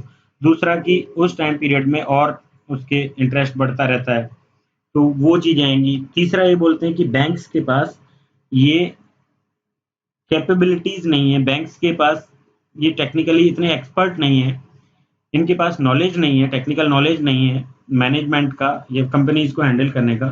तो बैंक्स ना तो ये अपना जो मैनेजमेंट चेंज करना है वो, और ना ही गवर्निंग बॉडीज में जो जो चेंजेस लाने इनको, वो सब बहुत अच्छे तरीके से बैंक्स नहीं कर पाएंगे। इस तरीके की बातें ये बोलते हैं कि locating promoters and management who can take over the stressed assets is a very tough task। And next thing कि ढूंढ पाना उन लोगों को वो भी मुश्किल है। तो इस तरीके की बातें ये करते हैं। फिर तीसरा ये बोलते हैं कि और जो प्रॉब्लम्स होंगी वो क्या है, कि तीसरी प्रॉब्लम है, फर्स्ट हमने बोला था कि असेट को इनका सीज कर दो। सेकंड हमने बोला कि इक्विटी में कन्वर्ट करो। थर्ड ये बोल रहे हैं कि इनके जो लोन्स हैं उसको रीस्ट्रक्चर कर दिया जाए। रीस्ट्रक्चर किस तरीके से किया जा सकता है? फर्स्ट, इंटरेस्ट रेट्स जो हैं वो कम कर दिए जाएं। सेकंड, उनको टाइम ज़्यादा दिया जाए। थर्ड, उनका जो इन्वेस्टमेंट है उस इन्वेस्टमेंट में मतलब जितना था और जितना उनका लोन था उस लोन का कुछ पार्ट बैंक छोड़ दे। मतलब कि लोन उसका कम हो जाए तो फिर इंटरेस्ट भी उनका कम हो जाएगा, तो उन पे बर्डन कम आएगा, तो जैसे जैसे उनको फिर प्रॉफिट होता जाएगा वो बैंक को लोन चुकाते जाएंगे। तो इस तरीके से इन्होंने रीस्ट्रक्चरिंग में तीन चीजें बोली है और यह बोलते हैं कि इनका कोई मिक्स एक रूट यूज में लिया जा सकता है। तो इस तरीके की चीजें इन्होंने बोली हैं। फिर फोर्थ ये बोलते हैं, थर्ड का ये बोलते हैं कि ये रीस्ट्रक्चरिंग भी कई बार मुश्किल होगा, क्योंकि रीस्ट्रक्चरिंग में भी बैंक को लॉसेज होंगे। लोन को आप या तो घटा रहे हो या इंटरेस्ट रेट कम कर रहे हो, टाइम बढ़ा रहे हो, इन सभी में बैंक को फिर लॉस होंगे। और मैनेजर्स जो हैं उन मैनेजर्स पे ये चार्जेस लगाए जाएंगे, इल्जाम लगाए जाएंगे कि उन्होंने जानबूझ के इन बैंक्स का फायदा किया है, सॉरी इन कंपनीज का फायदा किया है, उनका लोन रीस्ट्रक्चर किया है, इस तरीके से उनका लोन रीस्ट्रक्चर नहीं करना चाहिए था, इसका ये तरीका होना चाहिए था, इस तरीके की बातें, उस तरीके के ब्लेम उन पे लगेंगे। ये इसका नेगेटिव पॉइंट ये बता रहे हैं। फिर फोर्थ ये ऑप्शन बता रहे हैं कि एक असेट रिकंस्ट्रक्शन कंपनी जो होती है, जो असेट रिकंस्ट्रक्शन कंपनी काम क्या करती है कि वो एनपीए को खरीद लेगी। एनपीए को डिस्काउंट लेवल पे एक बैंक इनको बेचेंगे, जितना है उससे कम चीज उस पे कीमत पे बेच देंगे। तो एनपीए को खरीदा इन्होंने, बैंक्स ने सेल आउट कर दिया एनपीए को। फिर खरीद के जो असेट रिस्ट्रक्चर कंपनीज हैं वो कंपनीज इनको रिकवर करेंगी, इन बैड लोन्स को, एनपीएज को। लेकिन इसमें भी ये बोलते हैं कि इसमें भी बैंक्स को लॉस तो होगा ही होगा, कि जितना लोन था उतने में नहीं दिया गया तो बैंक्स को तो लॉस होगा ही। लेकिन इसमें एक ये फायदा भी बताते हैं कि जो एनपीएज खत्म हो, इन सभी का फायदा है इनफैक्ट, ये तो ऊपर जो हमने डिस्कस किए सारे पॉइंट्स, तो उन सभी का फायदा ये है कि बैंक्स की जो बैलेंस शीट है उसको क्लियर करने का एक रास्ता है। तो बैंक की बैलेंस शीट क्लियर होने से फिर उसके बाकी रास्ते ओपन हो जाते हैं कि नेक्स्ट वो इन्वेस्ट लोग उसमें करें। लोगों का जो सेंटीमेंट जो हर्ट होते हैं इस चीज़ से कि इसमें तो इतने एनपी हैं, वो सब खत्म हो जाएगा तो लोग इसमें फिर इन्वेस्ट करेंगे, तो इनका एक कैपिटल फॉर्मेशन दोबारा होने लग जाएगा। तो इस तरीके के फायदे बता रहे हैं इसमें। फिर ये बोलते हैं कि इन सभी चीज़ों को हम देखते हैं तो उनमें बेस्ट तरीका जो निकल के आता है वो ये बताते हैं कि एआरसी के जैसे असेट को खरीदना ये एक पॉसिबल सॉल्यूशन हो सकता है, कि ये बैंक उन असेट्स को खरीदेगा और उन असेट्स को खरीदने के बाद ये उनको रिकवर करेगा। तो इसमें ये बोलते हैं कि बैड बैंक प्रपोजल जो है उसमें ट्रांसफर ऑफ एनपीए बैंक्स का, वो पब्लिक सेक्टर बैंक्स के जो मतलब बहुत ही ज़्यादा घाटे में जो बैंक्स चल रहे हैं उन बैंक्स के जो एनपीएज हैं उनको ये बैंक खरीदे और उसके बाद उनको एनपीए को सुटेबल तरीके से लिक्विडेट किया जाए, उनका रीस्ट्रक्चरिंग की जाए। और जो पब्लिक सेक्टर बैंक्स हैं वो तो अपने न्यू बिजनेस और मैनेजमेंट पे फोकस करें, वो इस चीज़ से उनका फोकस हटा दिया जाए कि वो ये टास्क उनका ख़त्म कर दिया जाए कि कैसे रिकवरी एनपीएज की जाएगी। तो ये बहुत बड़ा प्रॉब्लम है, बहुत बड़ा टास्क है। ये जब ख़त्म कर दिया जाएगा तो बैंक्स अपने आप ही ग्रो करने लग जाएंगे। बैंक्स ध्यान दे पाएंगे, कैपिटल जो गेन करना है, कैपिटल उनको और एक्वायर करना है उस पर ध्यान दे पाएंगे, नए इन्वेस्टमेंट पे ध्यान दे पाएंगे। तो इस तरीके की चीज़ें तभी पॉसिबल है जबकि इसको असेट रीस्ट्रक्चरिंग कंपनी जो है उस तरीके के मॉडल में डाल के इस बैंक को बनाया जाए। तो अभी आगे बोलते हैं कि ठीक है, हमने ये सब बातें, अच्छी अच्छी बातें बहुत कर ली, लेकिन अब हम देखते हैं कि किसी भी अच्छी चीज़ के साथ, अच्छी बातों के साथ बुरी बातें भी ज़रूर आती हैं। तो जो बैड बैंक है इसकी क्या क्या बुरी चीज़ें हमें देखने को मिलेंगी वो ये बताते हैं। तो ये कहते हैं कि फर्स्ट थिंग तो ये होगी कि मेजोरिटी स्टेक इसमें किसका होगा, either it will be of government or private sector. If it will be of government, then government के एक पार्ट से उठा के हम इन एनपीएज को दूसरे इंस्टीट्यूशन पे डाल दे रहे हैं बस। मतलब हम समस्या से थोड़े दिन के लिए छुटकारा पाने की कोशिश कर रहे हैं। हालांकि ठीक है कि ये एक्सपर्ट्स होंगे एनपीए रिकवरी के एंड ऑल, लेकिन फिर भी हमने किया क्या, गवर्नमेंट की एक जगह से उठा के दूसरी जगह डाल दिया, तो उसका बहुत ज़्यादा फायदा नहीं मिलेगा। लेकिन दूसरी साइड ये कहते हैं कि यदि प्राइवेट का स्टेक इसमें ज़्यादा रहे, तो प्राइवेट का स्टेक ज़्यादा रहने से समस्याएं क्या आएंगी कि जो भी बैंक कोई प्राइवेट बैड बैंक को अपने असेट एनपीए बेचेगा, तो उन एनपीए की जो भी रेट्स डिसाइड किए जाएंगे, how they rates will be decided, and उन रेट्स पे जो भी आप डिसाइड कर लो, उन रेट्स पे ब्लेम्स बैंक्स पे लगाए जाएंगे, बैंक्स के मैनेजमेंट पे लगाए जाएंगे। इस तरीके की चीजें होंगी। नेक्स्ट फिर ये कहते हैं कि यदि गवर्नमेंट को देते हैं, तो एक प्रॉब्लम तो वो हो ही रही थी कि एक इंस्टीट्यूशन से दूसरे पे हम उठा के डाल रहे हैं। दूसरी प्रॉब्लम होगी कि गवर्नमेंट इतना ज्यादा कैपिटल कहाँ से लेके आएगी, क्योंकि एनपीए हमारे इंडिया में 4 to 5% ऑलमोस्ट हर बैंक में है। पीएसबीज में हम देखें, जो हमारी पब्लिक सेक्टर बैंक है, तो वो एक बहुत बड़ा अमाउंट है। उस अमाउंट का इंतजाम करना इटसेल्फ बहुत मुश्किल है। हम बासेल 3 के लिए जो नॉर्म्स हैं, उनके लिए बैंक्स को हम कैपिटल नहीं दे पा रहे हैं, वो हमारे लिए बहुत मुश्किल हो रहा है। दूसरी तरफ हम एक बैड बैंक खड़ा कर दें और उसके लिए कैपिटल का इंतजाम करना फिर हमारे लिए बहुत ज़्यादा मुश्किल हो जाएगा। तो इस तरीके की बातें ये आगे करते हैं। फिर ये कहते हैं कि जो बैंक होगा ये, इसका साइज बहुत बड़ा होगा। पीएसबीज का साइज इटसेल्फ काफ़ी बड़ा है, उनके एनपीएस का साइज बहुत बड़ा हो चुका है, पीएसबी बहुत सारे हैं हमारे पास। तो उनको एक आप लंबी लिस्ट है किस तरीके से किस किस बैंक को कैसे पहले लिया जाए और उसके बाद कौन से को लिया जाए। तो इन सारी लिस्ट को एक साथ आप जोड़ के देखिए तो एक बहुत बड़ा साइज हो जाएगा, और उस बड़े साइज को बेड बैंक के उस साइज को इटसेल्फ हैंडल करना हमारे लिए मुश्किल हो जाएगा।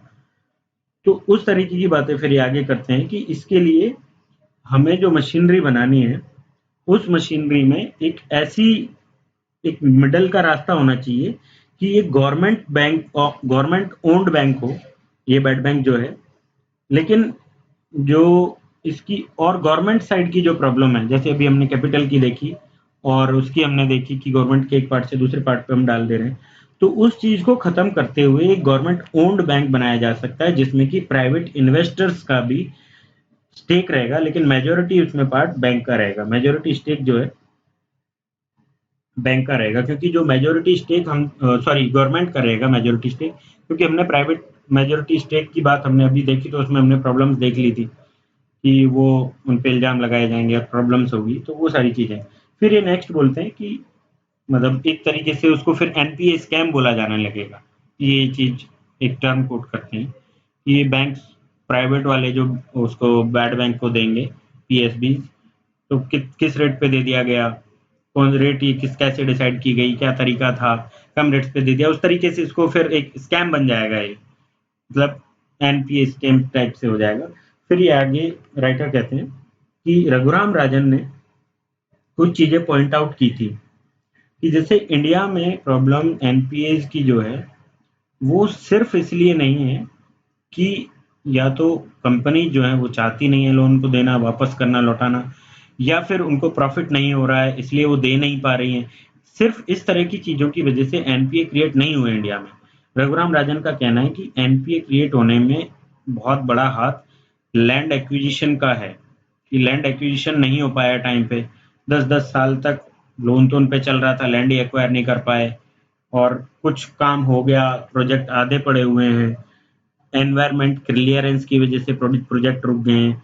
तो इस तरीके की जो चीजें हैं, उन चीजों की वजह से एनपीएस क्रिएट हुए हैं। ये एक बहुत बड़ा स्टेक एनपीएस का इस वजह से भी है।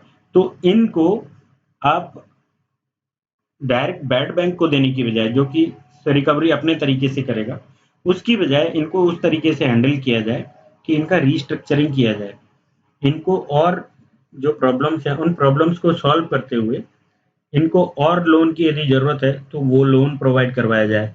लैंड एक्विजिशन में जैसे इनको प्रॉब्लम आई थी, तो टाइम कंज्यूमिंग प्रोसेस है एक लैंड एक्विजिशन, तो उस टाइम के लिए इनको एक नेक्स्ट जो एक्स्ट्रा फंड्स की जरूरत है वो दिया जाए, क्योंकि लैंड और महंगा होता जाता है जैसे जैसे टाइम गुजरता जाता है। तो इस तरीके से इन चीजों को हैंडल किया जाए और सिर्फ उन केसेस पे फोकस किया जाए इस बैड बैंक के थ्रू जिनमें कि हम कहते हैं कि ये प्रोजेक्ट्स इटसेल्फ वायबल ही नहीं थे, ये जबरदस्ती लोन लिए गए, जबरदस्ती इस टाइप के प्रोजेक्ट्स बनाने की कोशिश की गई। तो सिर्फ उस टाइप के जो प्रोजेक्ट्स हैं उन प्रोजेक्ट की रिकवरी थ्रू बैड बैंक की जा सकती है। इस तरीके की बातें रघुराम राजन साहब ने कही थी। तो फिर आगे बोलते हैं, राइटर बोलता है कि बैड लोन से मतलब किस तरीके से पब्लिक सेक्टर बैंक्स छुटकारा पा सकती हैं। तो उसके लिए private capital can be attracted to them, मतलब बैंक्स में जो बैड लोन्स हैं उनको खत्म करोगे आप, तो उसके लिए बैंक्स को, जैसे अभी रघुराम राजन साहब ने कहा कि और लोन दिया जाए, तो उसके लिए और आप एक तो कैपिटल गेन करो, फिर और उनको लोन दो, जैसे कि वायबल जो प्रोजेक्ट है उनको उनकी समस्याएं सॉल्व करो। तो जैसे ही बैंक्स उनको और रोटेट करेंगे और वो प्रोजेक्ट चल पड़ेंगे, तो फिर नेक्स्ट जो और प्राइवेट कैपिटल है उसको और अट्रैक्ट किया जा सकेगा private sector public sector banks में। तो वो एक मोटिवेशनल काम हो जाएगा फिर उनके लिए। तो बैड लोन्स को खत्म करने के लिए बैंक्स के पास भी एक रास्ता होगा, गवर्नमेंट भी हेल्प करेगी, फिर प्राइवेट इन्वेस्टर्स हैं वो भी इन्वेस्ट करने लगेंगे।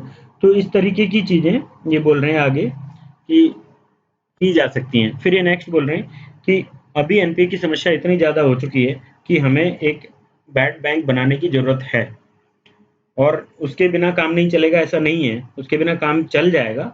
उसके बिना काम कैसे चलेगा कि जो एनपीएज हैं, उन एनपीएज को, जो मैंने पहले बात की थी कि जो वीकर पीएसबीज हैं, पब्लिक सेक्टर बैंक्स हैं, वो जो बैंक अपने एनपीएज को रिकवर कर पाना उनके लिए मुश्किल होता है, उनकी रीस्ट्रक्चरिंग उनके लिए मुश्किल होती है। तो इसलिए उनके लिए एक संस्था बनाई जा सकती है, इंस्टीट्यूशन बनाया जा सकता है, जो कि गवर्नमेंट सेक्टर का, गवर्नमेंट का ज़्यादा उसमें स्टेक होगा।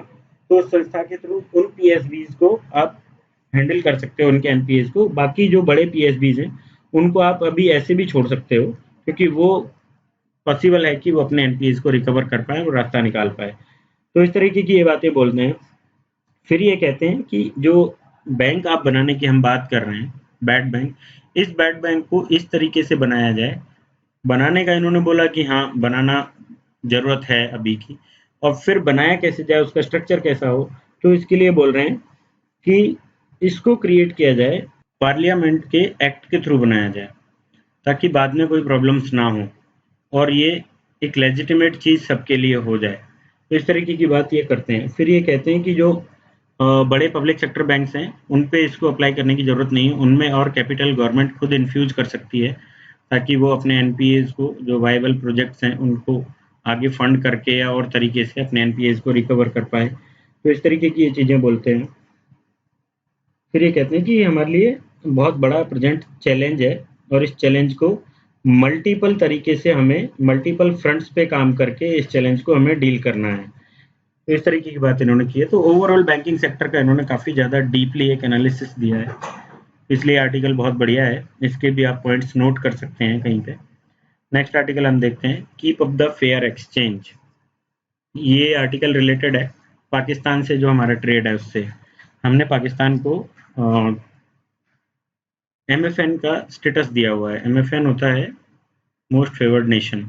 ये डब्ल्यूटीओ 1995 में जो बना था उसके तहत एक एमएफएन का एक मोस्ट फेवर्ड नेशन एक क्लॉज है। उस क्लॉज के थ्रू कंट्रीज को एमएफएन का स्टेटस दिया जाता है। तो इसमें यह है कि एक कंट्री, दूसरी कंट्री, तीसरी, जिनको भी एमएफएन का स्टेटस दिया हुआ है उन सभी पे सेम लॉज, ये जो पेरेंटल कंट्री है ये अप्लाई करेगी। यहाँ से कोई भी सामान आ रहा है, यहाँ से आ रहा है या किसी और कंट्री से आ रहा है, तो उन सभी पे टैरिफ बैरियर और नॉन टैरिफ बैरियर सब समान रूप से लगाए जाएंगे। कोई भी प्रतिबंध लगाए जाते हैं या फिर उनको फ्रीली अलाउ किया जाता है तो समान तरीके से किया जाएगा। कितने परसेंट क्या क्या टैक्सेज होंगे वो सब समान होगा, कस्टम्स ड्यूटी क्या होगी वो सब समान होगा। इस तरीके से ये एमएफएन स्टेटस है। तो ये ऑटोमेटिकली बाकी सारी चीज़ें मिल जाती हैं उन कंट्रीज को जिसको कि एमएफएन स्टेटस दे दिया जाता है। तो इंडिया ने पाकिस्तान को एमएफएन स्टेटस दिया हुआ है। पाकिस्तान से जो हमारा रिलेशन है, पाकिस्तान से रिलेशन डे बाय डे खराब होते जा रहे हैं। तो उन रिलेशंस के खराब होते हुए हमें पाकिस्तान को एमएफएन के प्रोविजंस हमें ख़त्म कर देने चाहिए।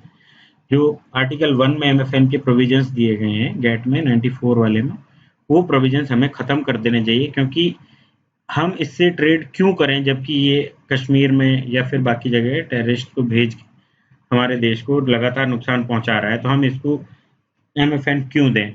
एमएफएन ख़त्म करके इस पर हम एक प्रेशर बनाएं, इस तरीके की बात भी ये बोलते हैं। तो फिर ये आगे कहते हैं कि MFN हमारा पाकिस्तान के साथ है, तो इसमें फ़ायदा इंडिया का ज़्यादा है। ऐसा ये क्यों कहते हैं? क्योंकि एक्सपोर्ट और इम्पोर्ट हम यदि दोनों देखें, तो पाकिस्तान से हमारा इम्पोर्ट बहुत कम है, कुछ बिलियंस में है। 444 मिलियन ये हमारा पाकिस्तान के साथ इम्पोर्ट है, और हमारा एक्सपोर्ट जो पाकिस्तान के साथ है वो 2.1 बिलियन का है। तो इस तरीके से देखा जाए तो हमें ओवरऑल जो फ़ायदा हमारा ट्रेड से हो रहा है, ऑलमोस्ट 1.7 बिलियन का हमें ट्रेड सरप्लस है। तो MFN यदि हम हटा देते हैं और ट्रेड उनके साथ पूरा बंद कर देते हैं, तो इस तरीके से हमें इकोनॉमिक लॉस हो रहा है 1.7 बिलियन डॉलर्स का, जो कि काफ़ी बड़ा लॉस है। जबकि पाकिस्तान का एक्सपोर्ट हमारे साथ बहुत कम है।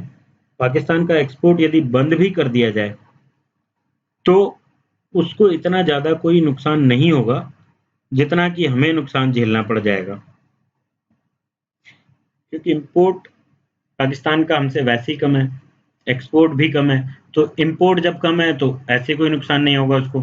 और इंपोर्ट जो जो करता है वो करता है कुछ एग्रीकल्चरल प्रोडक्ट्स वो इंपोर्ट करता है, और कुछ और चीज़ें वो इंपोर्ट करता है, केमिकल्स वगैरह, या फिर कॉटन वो मतलब इंपोर्ट करता है, जैसे अभी कल परसों की न्यूज़पेपर में भी था।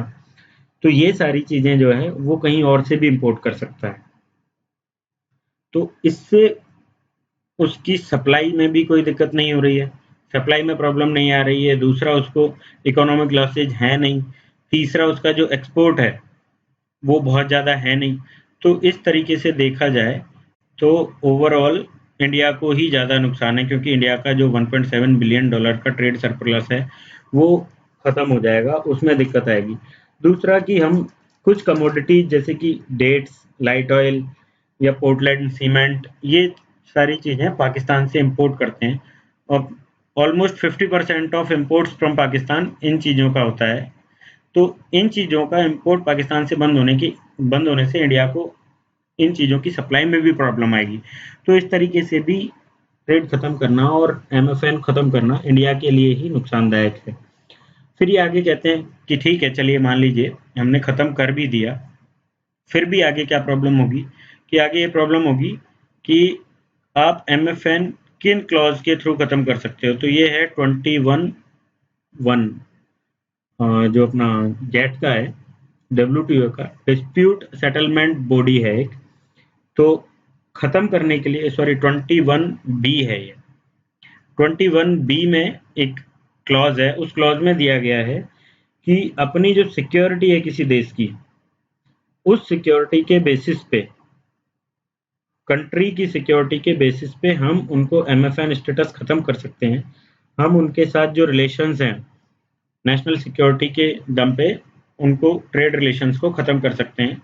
ये हमारे पास राइट है। लेकिन इसमें भी पाकिस्तान के पास फिर WTO की जो सेटलमेंट बॉडी है, डिस्प्यूट सेटलमेंट बॉडी, उसमें जाने का अधिकार है। नेक्स्ट फिर एक होता है इसी क्लॉज में, EIR करके एक है।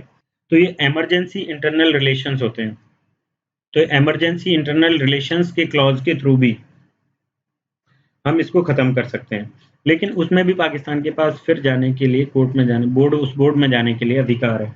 तो इस तरीके से देखा जाए तो इनके थ्रू भी जैसे हमने खत्म किया, तो फिर हम और डिस्प्यूट रिजोल्यूशन के लिए उसमें फंस जाएंगे, जो कि फिर कंट्री को पीछे लेके जाएगा।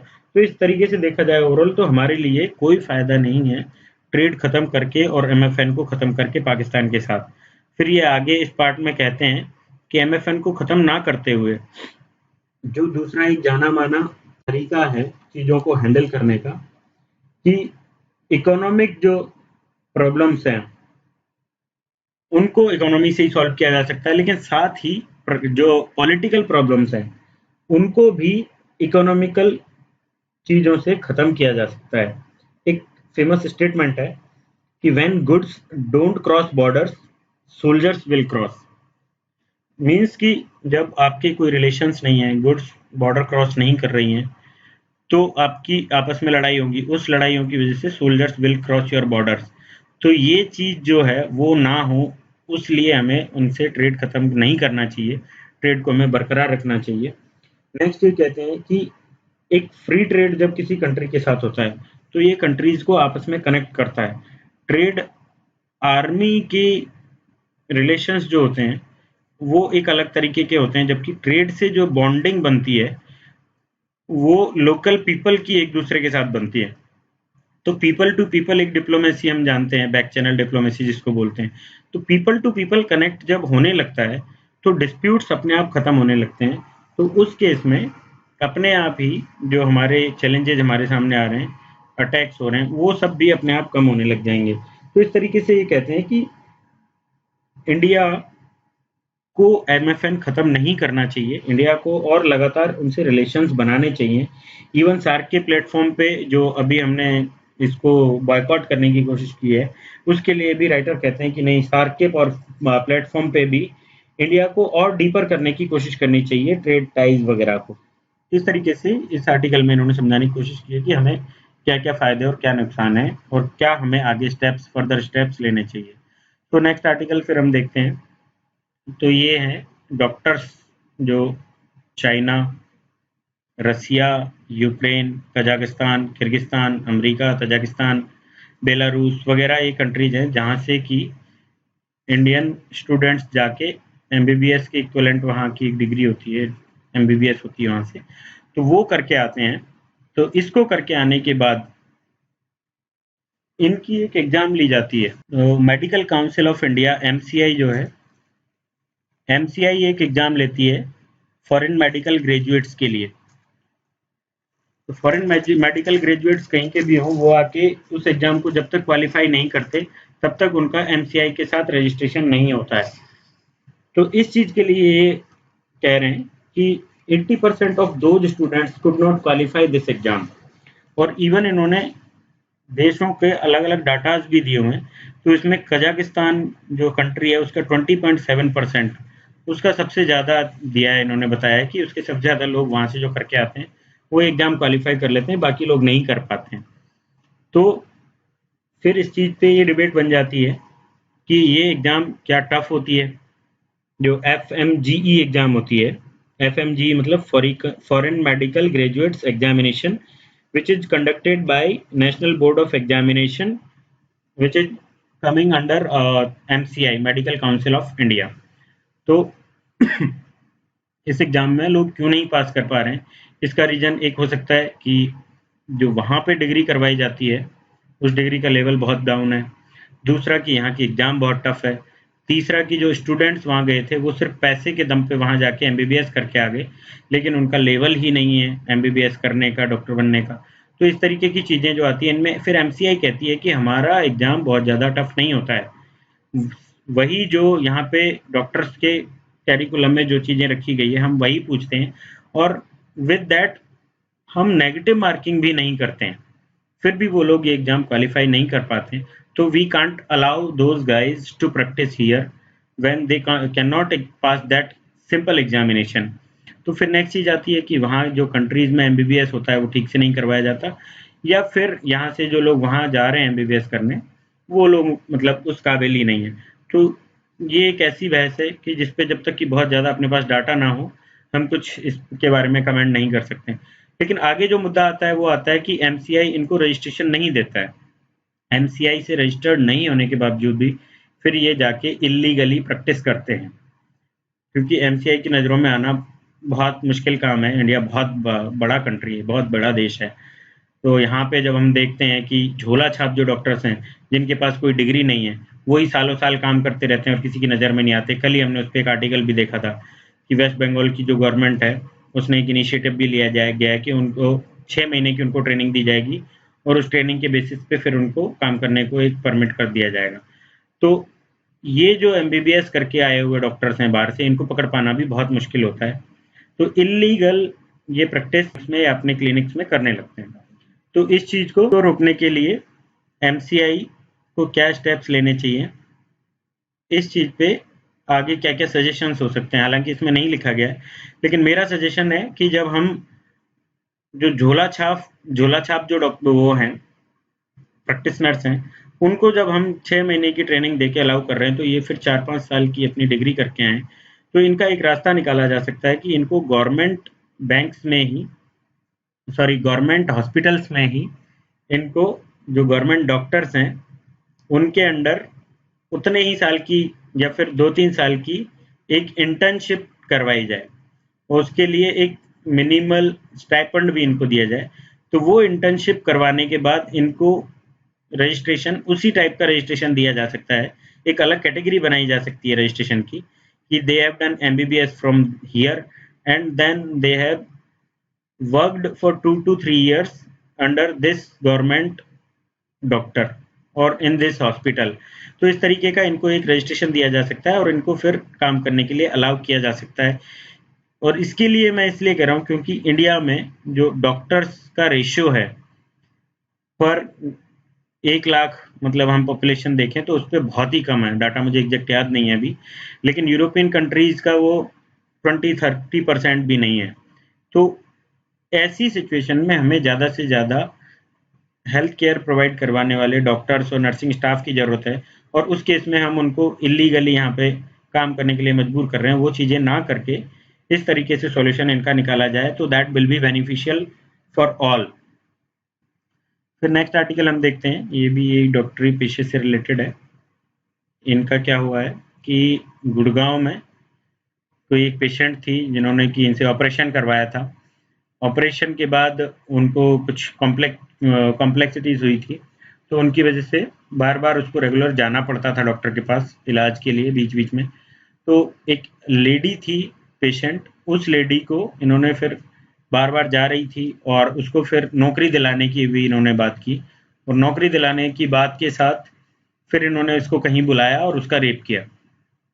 तो ये हमारी सोसाइटी में जो चल रहा है, this practice is totally unethical. तो इस चीज को कैसे रोका जाए? जो डॉक्टर्स की एक हिपोक्रेटिक ओथ होती है, उस ओथ के बिल्कुल अगेंस्ट है ये चीज। प्रोफेशनल एथिक्स जो होती है उसके अगेंस्ट है ये चीज। तो how we should deal with these problems, ये एक एथिक्स का क्वेश्चन बन जाता है। तो इसमें आप कहें कि एक अच्छा डॉक्टर एथिकली गुड होगा, इसकी कोई गारंटी नहीं है। मतलब अच्छा आई मीन टू से कि उसकी प्रैक्टिस अच्छी चल रही है और इन फील्ड ऑफ डॉक्टरी वो अच्छा है, लेकिन वो एक अच्छा आदमी होगा, एथिकली गुड होगा, इसकी कोई गारंटी नहीं है।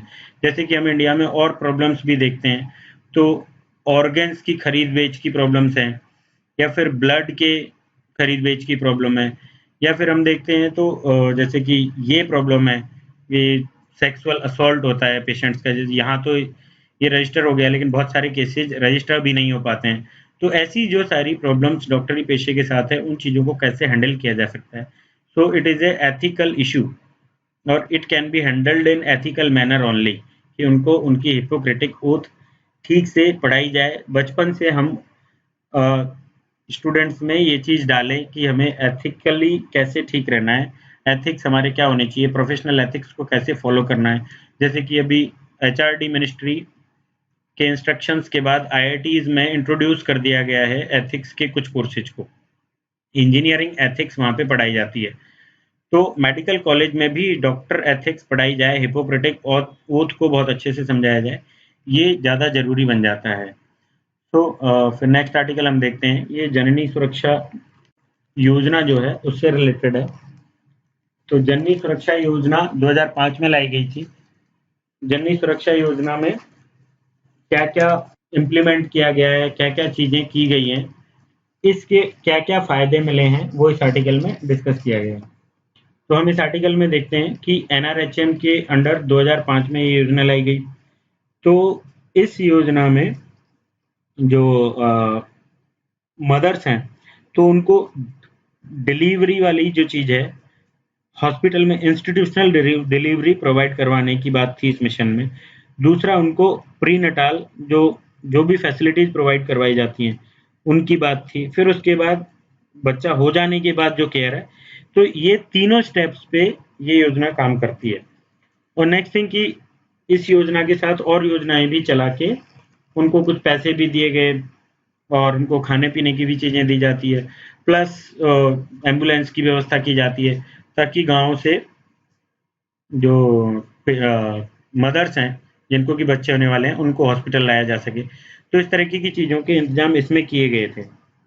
तो इसके काफ़ी ज़्यादा फायदे हुए हैं इस तरीके की बात इस आर्टिकल में एक सर्वे किया गया है जो 2004-5 में किया गया था इस योजना के आने से पहले, और उसके बाद अभी किया गया है उसके 6 साल बाद। तो ह्यूमन डेवलपमेंट सर्वे है एक, इंडिया ह्यूमन डेवलपमेंट सर्वे। इस सर्वे में ये चीज़ निकल के सामने आई है कि बहुत ज़्यादा चेंजेस आ गए हैं, और जो गांव में अनपढ़ मदर्स हैं, इलिटरेट मदर्स हैं, वो भी इंस्टीट्यूशनल डिलीवरी करवाने लगी हैं। और एक गैप जो होता है इलिटरेट लिटरेट के बीच का, ये गैप लगातार बढ़ता जा रहा है। तो ये इस योजना की सक्सेसफुल होने की बात है। फिर आगे हम देखते हैं कि जो ये गैप कम होगा तो इंडिया और भारत का जो डिवाइड है वो कम होगा। इंडिया भारत के डिवाइड में ये योजना हेल्प करेगी। दूसरी चीज़ कि जब हेल्थ बेटर होगी, मैटरनल मोर्टेलिटी रेट जो है वो डाउन होगी, बच्चे स्वस्थ पैदा होंगे। तो बच्चे जब स्वस्थ पैदा होंगे तो ह्यूमन कैपिटल जो है हमारा वो बढ़ेगा। ह्यूमन कैपिटल के बढ़ने से वो इकोनॉमी में उनका योगदान भी बढ़ेगा। इकोनॉमी बढ़ने से हमारी ग्रोथ, इकोनॉमी डेवलपमेंट, ये सारी चीज़ें इसके साथ रिलेटेड है। जैसे कि हम एचडीआई इंडेक्स में देखते भी हैं, एचडीआई में हेल्थ को लिया जाता है, इनकम को लिया जाता है, एजुकेशन को लिया जाता है। तो इस तरीके से हेल्थ एक इम्पोर्टेंट चीज़ है जिससे कि बाकी सारी चीज़ों में इम्प्रूवमेंट होगा। नेक्स्ट आर्टिकल हम देख लेते हैं। तो ये इंटरनल वाटरवेज से रिलेटेड है, रिवर पे वाटरवेज बनाए जा रहे हैं उनसे रिलेटेड है। तो इंडिया की जो इनलैंड वाटरवेज अथॉरिटी है, inland waterways authority of India, ये इसका अभी हमारे जो मिनिस्टर हैं वो गडकरी हैं। तो इनका प्रपोजल है कि 106 रिवर्स को इन्होंने ढूंढा है जिसमें कि वाटरवेज डेवलप किए जाएंगे। उस पे से अभी 36 के लिए अभी उन्होंने बिड्स की बात की है कि अभी बिडिंग होगी इन पे। तो फिर हम देखते हैं कि वाटरवेज क्या क्या क्या फ़ायदे हैं इनके और क्या नुकसान है, क्या प्रॉब्लम्स हैं इनको बनाने में। तो इस तरीके की बात दूसरे आर्टिकल में की गई है। इस आर्टिकल में बताया गया कि क्या क्या फ़ायदे हैं। जैसे फ़ायदे में फर्स्ट ऑफ ऑल हम देखें एनर्जी एफिशिएंसी। तो एनर्जी एफिशिएंसी रोड से आप ये मान लीजिए कि 20 गुना तक ज़्यादा एफिशिएंट होता है एनर्जी एफिशिएंसी के मामले में देखा जाए। और ये रेल से भी काफ़ी ज़्यादा एफिशिएंट होता है, 7-8 गुना तक रेल से एफिशिएंट होता है। फिर हम देखें तो फ्यूल एफिशिएंसी भी ज़्यादा होती है इसकी, फ्यूल एफिशिएंसी भी ज़्यादा है। फिर हम देखें तो इसकी जो equivalent single unit carrying capacity होती है कि कार्गो है वो कितना सामान ले जा सकता है, वो होती है कि 60 ट्रक जो है जितना ले जा सकते हैं एक बार्ज में जा सकता है। तो इस तरीके से ये ऐसे भी बेटर है। नेक्स्ट हम देखते हैं इसका कि लैंड एक्विजिशन की इसमें समस्या नहीं है। नेक्स्ट की ना एयर पोल्यूशन की समस्या कम है उसकी बजाय। फिर नॉइज़ का भी ऐसे नदियों से गुजरेगा तो सिटीज़ के पास में नहीं होगा। तो ऐसी सारी चीज़ें हैं जो इसके फ़ायदे हैं। बाकी हम देखें तो फिर इसके काफ़ी नुकसान भी हैं।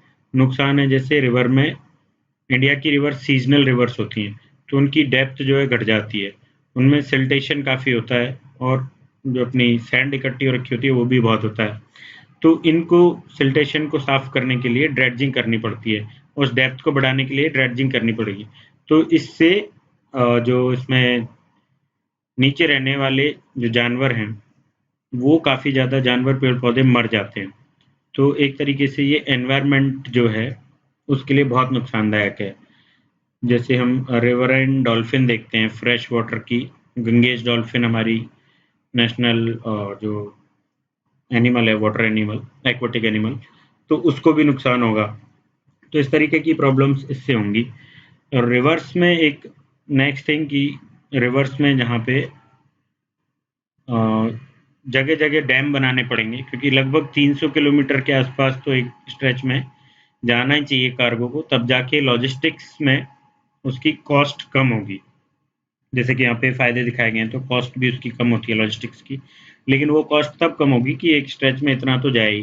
तो जगह जगह फिर डैम भी बनाने पड़ेंगे जिससे कि बीच में पानी की डेप्थ प्रॉपर तरीके से रहे, फ्लो प्रॉपर तरीके से मिले। तो ये सारी समस्याएं होंगी। फिर उसके बाद एक समस्या है कि आपने रिवर से वाटरवेज तो बना दिए, लेकिन यदि रिवर से 100 या 200 किलोमीटर दूर किसी सिटी में मैन्युफैक्चरिंग हो रही है और फिर उसको वहाँ पे ले जाते हो आप, और इधर दूसरी तरफ आप दूसरी सिटी में ले जाने के लिए सिर्फ आपको वही 200 किलोमीटर चलना पड़ता है। तो इतना चक्कर काट के आने का कोई फ़ायदा नहीं है। इसलिए रिवर बैंक्स पे हमें मैन्युफैक्चरिंग हब्स बनाने पड़ेंगे। रिवर बैंक्स पे ही हमें जो कोल्ड स्टोरेज वगैरह है, सप्लाई चेन, वो बनाना पड़ेगा। तब जाके इसका कुछ फ़ायदा होगा। और जो सीज़नल वेरिएशन है पानी में, उसको भी कम करना पड़ेगा। उसके लिए अभी हमने डैम्स की बात की। नेक्स्ट थिंग कि जो साउथ की रिवर्स हैं, उन रिवर्स में लगभग ख़त्म ही हो जाता है पानी। वो बरसात के मौसम में इनमें ओवरफ्लो रहता है और वैसे ख़त्म हो जाता है, तो वहाँ फिर मुश्किल है। और नेक्स्ट हम देखते हैं तो कि बांध बनाकर पानी रोक दिया, लेकिन फिर उसमें जो प्रॉब्लम्स होंगी कि पीछे उसके बहुत सारा एरिया डूबता है, तो यहाँ भी एनवायरनमेंट प्रॉब्लम्स होंगी, डिस्प्लेसमेंट की प्रॉब्लम्स होंगी, लोगों को निकाला जाएगा, गांव के गांव खाली करवा दिए जाते हैं, तो वो सारी प्रॉब्लम्स होंगी। फिर नेक्स्ट देखें अपन तो वाटर में ऑयल का लीकेज होगा, तो उससे फिर वो नुकसान है कि एनवायरनमेंट को, वहाँ के जानवरों को नुकसान होगा। तो ऐसी बहुत सारी चीज़ें हैं जो कि नेचुरल हैबिटेट को नुकसान पहुंचाएंगी, उसको डिस्ट्रॉय करेंगी। तो इन सारी चीज़ों को साथ में लेते हुए ही हमें कुछ इस तरीके का, मतलब जो नेशनल वाटरवेज को हम डेवलप कर रहे हैं, तो उनकी प्रॉपर स्टडी करके उनको साथ में लेके ही हम रिवर को नेशनल वाटरवेज और रिवराइन पोर्ट्स को डेवलप करें तो ज़्यादा बेटर रहेगा। फिर ये कंपैरिजन करते हैं इंडिया और अदर कंट्रीज़ का। तो इंडिया में ये कहते हैं कि ओनली 3 to 4% ही जो फ्रेट वगैरह का इधर-उधर ट्रांसपोर्ट होता है, वो वाटरवेज से होता है। जबकि चाइना में, जापान में ये बहुत ज़्यादा है। चाइना में जैसे लगभग 47% है, यूरोप में ये लगभग 40% है, जापान और साउथ कोरिया में 44% है। तो इस तरीके के इन्होंने कुछ डाटा दिए हैं। तो India should increase its percent of the transport of goods through waterways. इस तरीके की बात इस आर्टिकल में की गई है। तो इसके पॉजिटिव और नेगेटिव पॉइंट्स दोनों आप लिख लेंगे, और कुछ क्वेश्चन आएगा तो आप उसमें उसी तरीके से उसको डील कर लेंगे। नेक्स्ट, चलिए, आज इतने ही आर्टिकल्स मुझे ठीक लगे। एनीवेज आज बहुत ज़्यादा लंबा हो गया, सो थैंक यू।